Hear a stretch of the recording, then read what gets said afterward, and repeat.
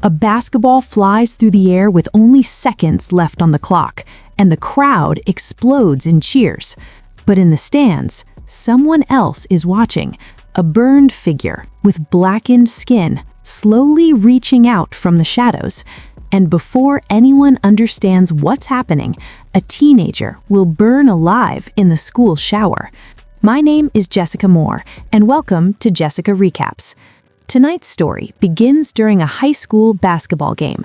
The Wolves are losing badly to their rivals, the Stalkers.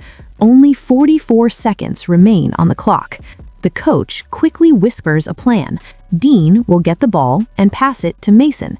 If Mason scores, the Wolves might still win. The play begins. Dean steals the ball and passes it to Mason. Mason rushes toward the hoop, ready to take the shot. But suddenly, something distracts him. In the middle of the cheering crowd, he sees a burned man standing silently. Everyone rushes to celebrate, but Mason runs away in pure terror. He rushes into the locker room, breathing heavily. Goosebumps cover his arms as he opens his locker. Inside, it's full of strange objects, old trinkets, dusty junk, and one strange artifact box. A whisper suddenly echoes behind him. Mason. The voice sounds like it's coming from everywhere. Panicking, Mason grabs a weight and smashes the box. The artifact shatters, and the whispers stop. Just then, his teammates walk in, laughing and celebrating. Dean forces a smile, pretending everything is fine. But things are about to get much worse. Later, Mason stands alone in the showers. The water runs over his head. Then, suddenly, he notices black smoke swirling around his feet. Before he can react, the burned man appears behind him and grabs his throat. The creature forces its hand into Mason's mouth, and Mason's entire body bursts into flames. His teammates hear the screams and rush into the shower, only to find Mason burning alive.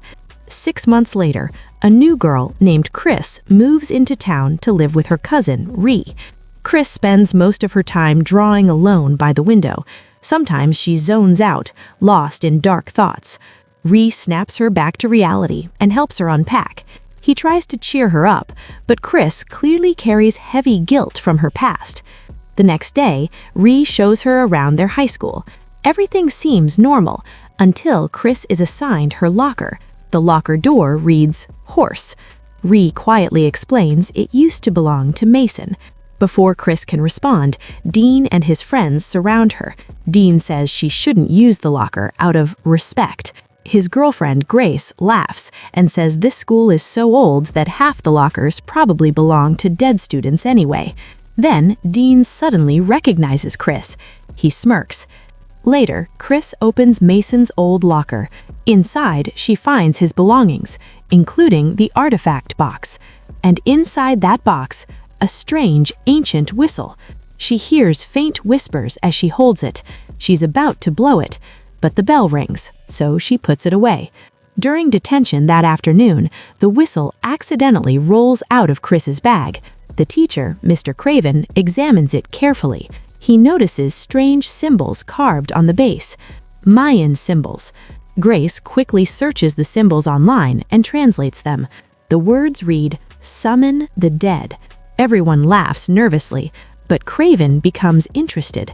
He says the whistle might be worth money and decides to keep it for himself. The students leave, and that night, Craven searches online for antique antiquities. He discovers the whistle could be extremely valuable. Excited, he prepares to sell it. But then he hears something, a whisper calling his name. Shaken, he puts the whistle down and leaves the room. But in the hallway, a shadowy figure watches him. Later that night, Craven returns to the classroom. The room suddenly grows cold. He can see his breath in the air. And when he turns around, a horrifying creature stands behind him. Its mouth drips with black slime. Before Craven can scream, the creature forces its hands into Craven's chest. By the time the janitor walks past the classroom, Craven is already dead. At Grace's house later that evening, the students hang out together. Ree secretly reveals he stole the whistle from Craven's classroom. Dean laughs and dares Grace to blow it. Grace shrugs and blows the whistle. The sound is so painful, everyone covers their ears. But once the noise stops, something feels wrong. Something is listening. That night, strange things begin happening to everyone who heard the whistle. Whispers echo in empty rooms, figures appear in dark corners, and soon, death itself begins to follow them. The next morning, the school announces Mr. Craven has died from lung cancer, but Ellie knows something isn't right. She even sees a terrifying vision of a girl in front of her whose neck suddenly snaps backwards. The girl whispers Ellie's name, then disappears. Realizing something supernatural is happening, Chris and Ellie visit Mason's grandmother, Ivy, and Ivy reveals the horrifying truth. Years ago, she found the whistle in Guatemala. Since then, everyone who blew it died.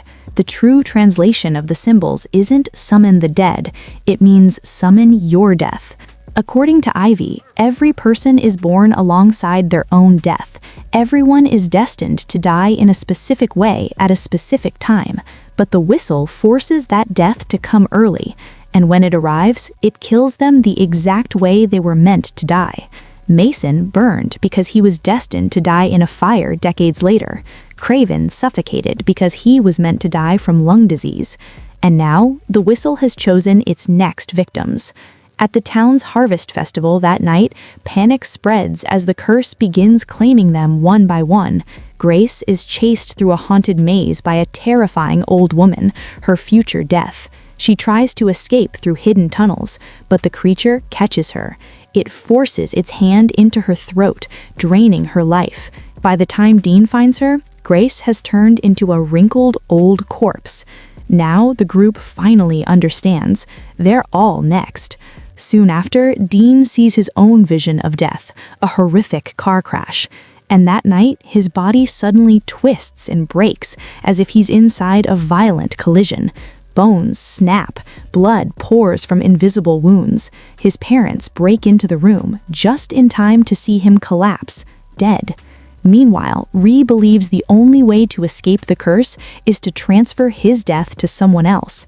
He kidnaps a dangerous drug dealer named Noah and plans to mark him with his blood. But Chris and Ellie stop him, and in that moment, Ree's death finally arrives. His body begins to tear apart, exactly like it would in an industrial grinder. Within seconds, he explodes. Now, only Chris and Ellie remain. Chris suddenly realizes something. If they technically die, then come back to life, maybe the curse will leave them alone. Using insulin to stop Chris's heart and adrenaline to restart it, they prepare a desperate plan. Ellie injects Chris. Chris's heart stops. Her body goes limp, and in the darkness of her mind, she meets her death. But Ellie refuses to give up. She shocks Chris's body again and again with a defibrillator. Then, suddenly, Chris gasps. She's alive. The curse is broken. 3 months later, Chris and Ellie are still together. Chris says she sometimes feels like death is still watching her, but she's learning to live again. And for the first time, she feels happy. But somewhere else in the school, another student opens her locker. Inside is the same artifact box. She lifts the whistle. Curious, she blows it, and the whispering begins again. Thanks for watching. If you enjoyed this recap, don't forget to like, comment, and subscribe to Jessica Recaps for more cinematic movie breakdowns. And if you want to see what happens when an action movie star becomes the President of the United States and chaos follows, make sure to check out my next recap, The Action Star Who Became President, Then This Happened.